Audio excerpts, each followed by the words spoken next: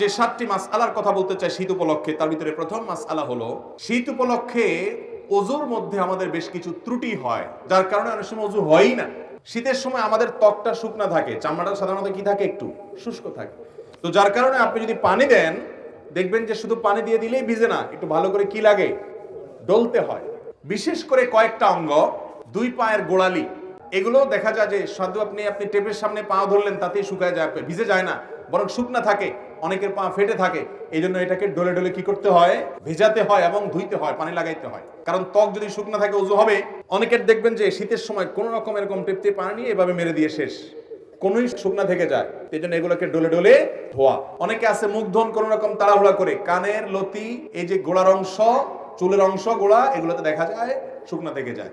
নবী করিম সাল্লাল্লাহু আলাইহি ওয়াসাল্লাম বলেছেন, ওয়াইলুল লিল আকাবি মিনান নার, তোমাদের পায়ের গিরা গোড়ালি এগুলোকে জাহান্নামের আগুন থেকে বাঁচাবা, কারণ এগুলো যদি শুকনা থেকে যায় সেগুলো জান্নাতে যাবে না, জাহান্নামে যাবে।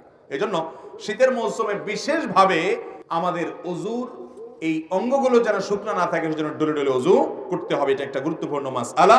আর ওযুর ক্ষেত্রে আপনারা একটা হাদিস নিশ্চয় খেয়াল করে থাকবেন যে নবী করিম সাল্লাল্লাহু আলাইহি সাল্লাম যেখানে ওযুর কথা বলেছেন সেখানে ইসবাগের কথা বলেছেন। আসবিগুল ওযু, আসবিগুল ওযু আই আকমিলুল ওযু, মানে ওযুকে পূর্ণাঙ্গভাবে করো, ভালোভাবে করো। ওযুতে কোনো প্রকার অলসতা করতে হয় না। আমরা দেখা যায় গরমের সময় খুব লম্বা সময় নিয়ে ওযু করি, শীতের সময় আসলে দেখবেন মসজিদের ওযুখানাতে মানুষ নাই।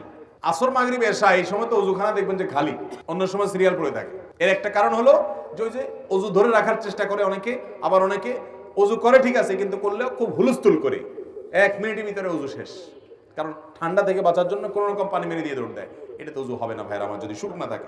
2 নম্বর মাসআলা হলো, যদি কেউ চান শীতের সময় পাও ধোবেন না, বিশেষ করে অনেকে আছেন এজমার রোগী, তাদের পাও ভিজাইলে অসুবিধা হয়, পায়ে পানি লাগালে তাদের সমস্যা দেখা দেয়। সমস্যা হোক বা না হোক, সর্বাবস্থায় আপনি চাইলে শীতের সময় শুধু না অন্য সময়ও করতে পারেন, শীতের সময় বেশি দরকার, সেজন্য শীতের আমল হিসেবে বলছি। আপনি চাইলে পূর্ণাঙ্গ ওযু করলেন, কথার কথা দুপুর বেলায় বা সকাল বেলায় ওযু করলেন, হাত ধুলেন, মুখ ধুলেন, মাথা মাসা করলেন এবং পাও ধুলেন। পাও ধোয়ার পর অর্থাৎ পূর্ণাঙ্গ ওযু করার পর ওযু অবস্থায় যদি আপনি মোজা পরেন এবং মোজাটা যদি চামড়ার হয়, চামড়া মোজা হলে সর্বসম্মতিক্রমে মাসা হয়ে যাবে। কাপড়ের মোজা হলে মাসা হবে কিনা ইখতিলাফ আছে। তবে আমাদের আজকাল যেসব মোজা পাওয়া যায় একেবারে পাতলা, পরলে পার ভিতরে ফাঁকা দেখা যায়, এটা পরে নরমালি হাঁটা যায় না অনেক দূর পর্যন্ত, এগুলো তো মাসা হওয়ার কোনো সুযোগ নেই। তো যাই হোক, আপনি যদি ওযু করার পর এরকম মোজা পরেন তাহলে সেক্ষেত্রে সেই মোজা পরা অবস্থায় আপনার বাড়িতে অবস্থান থাকাকালীন করলে 24 ঘন্টার মধ্যে ওই মোজা খোলা ছাড়া আপনি ওযু করতে পারবেন। কিভাবে? আপনি হাত ধুলেন, মুখ ধুলেন, মাথা মাসে করলেন, পাও দেওয়ার সময় আসলে আপনি ভিজা হাত দিয়া পায়ের উপরে, তলায় না, উপরে এরকম করে একটা টান দিলেন ডান পায়ে, আবার আরেক হাত ভিজায়া বাম পায়ে আরেকরকম একটা টান দিলেন, বা ভিজা হাত দিয়া দোনো পাও আপনি টান দিলেন। তো এইভাবে মাসাহ করার মাধ্যমে পাও ধোয়ার কাজ হয়ে যায়। এবং এটি আহলুস সুন্নাহ ওয়াল জামাতের গুরুত্বপূর্ণ একটা আকীদা যে তারা আহলুস সুন্নাহ ওয়াল জামাতের সকলেই মাসাল খুফাইন বা মুজার উপরে মাসাহ করাকে জায়েজ মনে করে। নবী করিম সাল্লাল্লাহু আলাইহি ওয়াসাল্লাম মাসাহ করেছেন, আলী রাদিয়াল্লাহু তাআলা কে নির্দেশ করেছেন, বিধায় মুজার উপরে মাসাহ করলে সওয়াব কোনো কম হবে। আমাদের সমাজে কেউ মুজার উপরে মাসাহ করলে অনেক মুরব্বীরাও বলে যে বাবা এই বয়সে তোমরা মুজা ধরছো, হ্যাঁ এখন তো সাহস করো পাও ধো। না ভাই, মুজার উপরে মাসাহ করলে সওয়াব একটুও কম হবে না। তো শীতের মৌসুম বিশেষ করে মুজার উপরে মাসাহ করার আমলটি করা যেতে পারে। অনেক মুরব্বী আছেন, অনেক অসুস্থ মানুষ আছে, এজমার রোগী আছে, কষ্ট হয়, তারপরও সে মুজার উপরে মাসাহ করে না, না জানার কারণে। তো ভাইরা আমার, মুজার উপরে মাসাহ করা যায় চাইলে, অন্য সময়ও করা যায়, শীতের সময় বেশি দরকার, সেজন্য এটা শীতের মাসালা হিসেবে বললাম। নাম্বার 3, তৃতীয়ত একটা গুরুত্বপূর্ণ মাসআলা হলো, শীত যখন তীব্র হয়, অনেক হাড় কাঁপানো শীত যখন শুরু হয়, দেখবেন যে গ্রামে শহরে, বিশেষ করে গ্রামে বেশি দেখা যায়, অনেকে চাদর মুড়ি দিয়ে নামাজ পড়েন, আছে না নাই? চাদর মুড়ি দিয়ে নামাজ পড়েন, অর্থাৎ এমন ভাবে চাদর পরেন যে নাকটা সহকারে ঢাকেন, যাতে করে নাক দিয়া ওই যে আপনার কুয়াশা টুয়াশা না ঢুকতে পারে, যাতে করে শীতে চেহারাটা কষ্ট না হয়। সেজন্য পুরো চেহারা ঢেকে শুধু চোখ দুটো খোলা রেখে অনেকে চাদর পরেন, আছে না এরকম? মাথা আপনি চাদরে লাগান, কোনো অসুবিধা নেই, কিন্তু আপনি মুখ ঢাকেন তাহলে সেটা মাকরুহ হবে। নবী করিম সাল্লাল্লাহু আলাইহি ওয়াসাল্লাম মুখ ঢেকে সালাত আদায় করতে, নামাজ পড়তে নিষেধ করেছেন। অতএব শীতের সময় এই মাসআলাটা না জানার কারণে আমাদের অনেক ভাইরা আছেন যে এরকম পুরাটা মুড়ি দিয়ে নামাজ পড়ে। মহিলা হোক আর পুরুষ হোক, সকলের জন্য এক মাসআলা যে শীতের সময় হোক আর গরমের সময় হোক, মুখ ঢেকে নামাজ পড়বেন না, নামাজের সময় মুখ খোলা রাখতে হবে। হ্যাঁ, কোনো মহিলা এমন কোনো জায়গা যদি নামাজ পড়েন সেখানে গায়রে মাহরাম পুরুষ আসা যাওয়া করে, তাহলে পর্দার খাতিরে তিনি ঢাকতে পারেন, যদি তার অন্য কোনো জায়গায় নামাজ পড়ার সুযোগ ব্যবস্থা না থাকে। কিন্তু সাধারণ অবস্থাতে এটা করা যাবে না। এই জন্য ভাইরা আমার, শীতের সময় মাসআলাটাও মাথায় রাখতে হবে যেন মুখ ঢাকা না হয় আমাদের চাদর দিয়ে। অনেকে মাফলার দিয়েও করে, চাদর না, মাফলারে এমন ভাবে পেঁচায় শুধু চোখ দুটো বাইরে হয়ে থাকে এবং নাক মুখ সব মাফলারে পেঁচানো থাকে। এরকম করলে নামাজ হয়ে যাবে কিন্তু ত্রুটিপূর্ণ হবে এবং মাকরুহ হবে। নাম্বার 4, অনেকে শীতের সময় জ্বরের কারণে অথবা ঠান্ডা লাগছে, প্রচন্ড সর্দি হয়েছে, এই জন্য তিনি নামাজ পড়েন না। এখন কথা হলো যে আমার শীতের মৌসুমে জ্বর বা ঠান্ডা এমন ভাবে লাগছে যে আমি ওযু করতে গেলে অসুস্থ হয়ে যাব, তাহলে তার জন্য নামাজ মাফ কিনা? উত্তর হলো নামাজ মাফ না। তিনি প্রয়োজনে পানি গরম করে ওযু করবেন।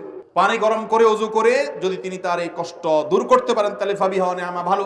আর যদি না পারেন, গরম পানি করার মতো কোনো আয়োজন তার কাছে নাই এবং এত ঠান্ডা পানি যেটা ব্যবহার করলে তার অঙ্গহানি হতে পারে, অঙ্গ অবশ হয়ে যেতে পারে, অসুস্থতা দীর্ঘস্থায়ী হয়ে যেতে পারে, কষ্ট অনেক বেশি হতে পারে, সীমাহীন হতে পারে, অসহনীয় পর্যায়ের কষ্ট হতে পারে, এরকম মনে হলে, সেরকম ঠান্ডা আমাদের দেশে খুব বেশি পড়ে না, যদি এরকম হয় তাহলে সে ব্যক্তি তায়াম্মুম করতে পারবে। তারপরেও নামাজ ত্যাগ করার সুযোগ। ইসলামের সবকিছুর বিকল্প আছে, নামাজের কোনো বিকল্প ইসলামে। আপনি সফরে আছেন, রমজানের রোজা রাখতে পারছেন না, অসুস্থ হয়েছেন, রোজা রাখতে পারছেন না, অসুবিধা নেই, অন্য সময় রেখে দিলে চলবে। নামাজের মধ্যে এটা চলবে? অসুস্থ আছেন আপনি, নামাজ অন্য সময় পড়লে হবে না, ওই অবস্থাতেই পড়তে হবে। দাঁড়ায় না পারলে বসে পড়বেন, বসে না পারলে শুয়ে পড়বেন। আপনি নামাজ হাত নাড়াতে পারছেন না, ইশারা করে পড়বেন, কিন্তু আপনাকে পড়তে হবে। মোহতারাম হাজিরিন, সেই নামাজ আমরা অনেকে পড়ি না, অনেকে অবহেলা করি। ইসলামের নামাজের চাইতে গুরুত্বপূর্ণ কোনো আমল আর নাই। আপনি অন্য কোনো আমল করেন বা না করেন, নামাজ না পড়ার কোনো সুযোগ আল্লাহ তাআলা আমাদেরকে বুঝার তৌফিক দান করুন। তাহলে ভাইরা আমার, 4 নম্বর মাসআলা হলো যে শীতের সময় জ্বর ঠান্ডা সর্দি যাই হোক না কেন, নামাজ ত্যাগ করা যাবে না, ওযু ত্যাগ করা যাবে না। প্রয়োজনে গরম পানি দিয়ে করবেন, প্রয়োজনে গরম পানির কোনো অ্যারেঞ্জমেন্ট না থাকলে আপনি তায়াম্মুম করবেন। গরম পানির কোনো ব্যবস্থা নাই, এটা জেলখানায় হতে পারে, বাসা বাড়িতে সবাই আশেপাশে চুলা আছে, চাইলেই গরম পানির ব্যবস্থা করা যায়, ফ্লাস্কে রেখে আপনি ওযু করতে পারেন। 5 নম্বর মাসআলা হলো, অনেকে জানতে চান শীতের সময় যে এই যে শীত বস্ত্র দানের কথা একটু আগে আমরা বললাম, শীতের সময়ের একটা গুরুত্বপূর্ণ কাজ হলো শীতার্ত মানুষের শীত বস্ত্রের ব্যবস্থা করা। এখন প্রশ্ন হলো, যাকাতের টাকা দিয়ে শীত বস্ত্র দেওয়া যাবে কিনা? তো এর উত্তর হলো, যাকাতের টাকায় শীত বস্ত্র দেওয়া যাবে ওই ব্যক্তিকে যে ব্যক্তি যাকাতের হকদার, তার শীত বস্ত্র কেনার টাকা নাই, তখন আপনি তাকে শীতের কাপড় কিনে দিলেন, যাকাতের টাকা থেকে এটা জায়েজ আছে।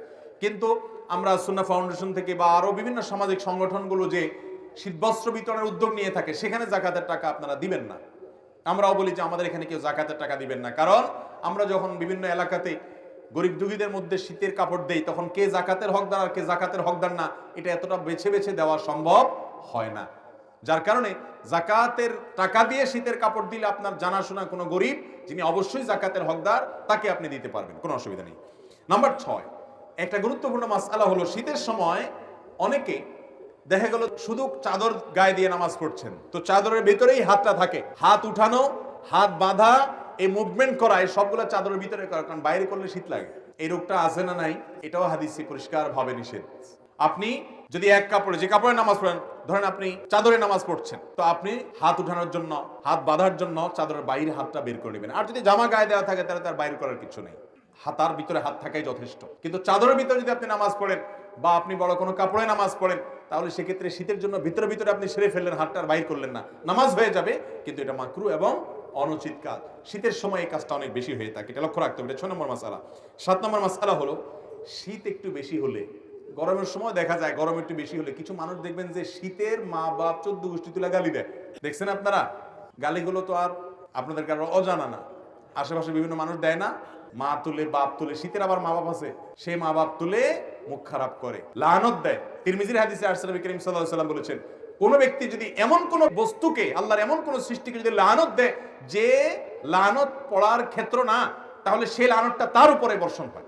ভাইরা আমার আগের বক্তা আলোচনা করছেন রাগ দমন করা নিয়ে। এসব ওয়াজ হয় না আজকাল, দরকারি ওয়াজ ভাই। রাগ দমন করতে হবে। অনেক নামাজি মানুষ কিন্তু বদমেজাজি আছে না নাই?